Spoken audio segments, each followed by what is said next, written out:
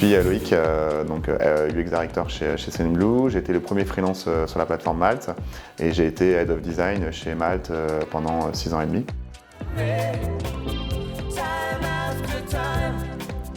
Alors j'ai commencé à bosser en freelance sur le premier sujet, la première demande de Vincent Huguet fin 2012. J'ai démarré les premières missions, on a mis en ligne au grand public, je crois que c'était en 2013, début 2013, mars, avril, un truc comme ça il me semble. J'ai commencé à bosser pour lesfurets.com à ce moment-là. Et ensuite, pendant 2 ans, j'ai fait plein de missions pour la marque Upwork, enfin Malte. Et j'ai fait aussi des premières missions, d'autres petites missions. Et en 2015, j'ai démarré, je crois que c'était en septembre-octobre, j'ai démarré à plein temps, là dans l'environnement vraiment équipe Malte.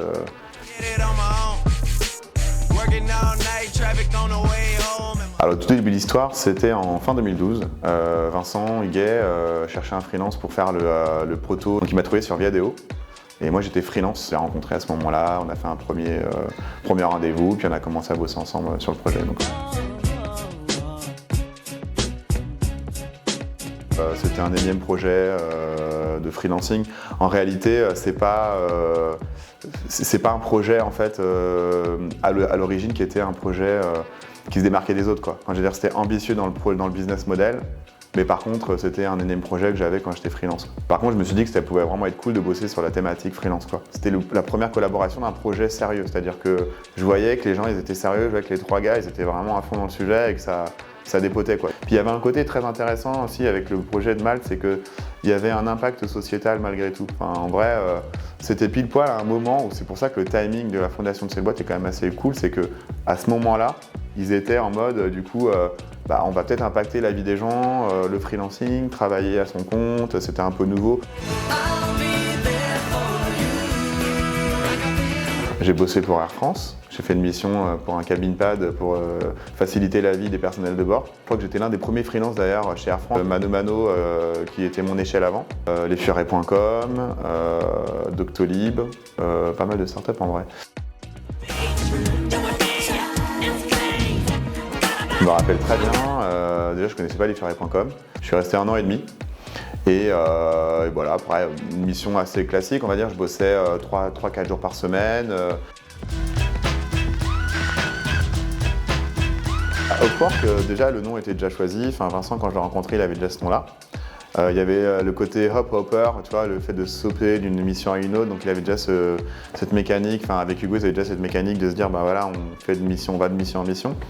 Et du coup, le kangourou, c'était pour lui, c'était vraiment évident, quoi. C'était une évidence, quoi.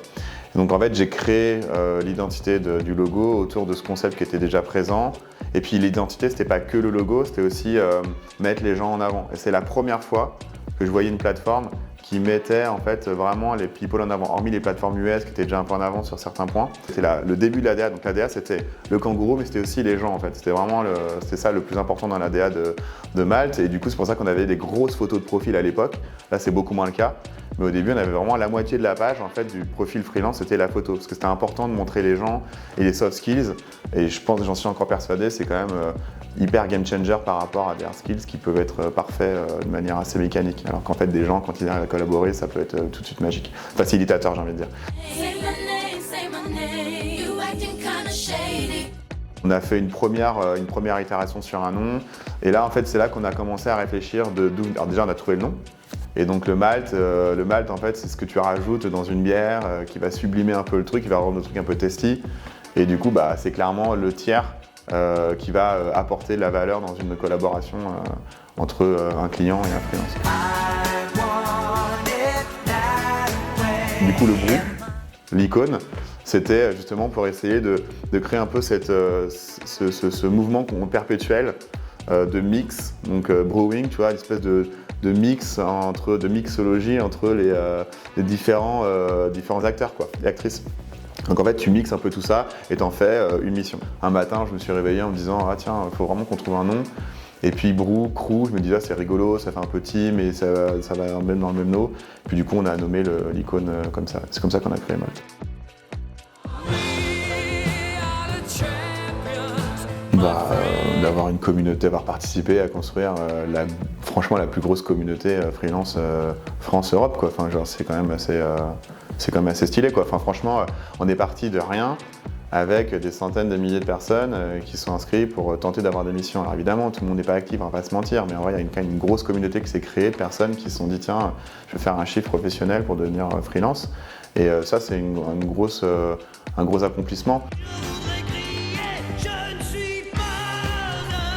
Je ne suis pas un héros. Moi, je pense à tout le répertoire de Balavoine.